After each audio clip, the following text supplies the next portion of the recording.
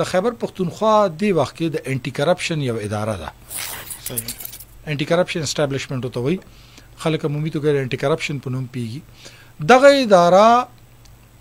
99% چې داغي گرفتار خلک هغه داغي نه رها کیږي 99% 1% نه هم کم خلکو ته پاغي کې سزا ملایي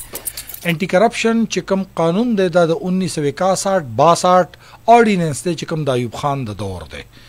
او هغه قانون د تحت دی وخت چې کوم اداره جوړه ده تقریبا 300 نه زیات د هغي ملازمین دي او په 300 ملازمینو کې د حیرانته خبره ده د انټي کرپشن پکې د 10% نه کم ملازمین دي باقي ټول ملازمین د پروسیکیوشن نه پولیس نه د نورو مختلفو محکمو راکلی شي د خیبر پختونخوا د انټي کرپشن د کنویکشن ډیټا چې کومه ده یا ریشو چې کومه ده هغه لیس دین 1% ده یعنی 1% کې کم دغه ته ملاویږي د خیبر پختونخوا حکومت ته اوسه پته ده په 2014 کې احتساب کمیشن په نوم یو قانون جوړ کړ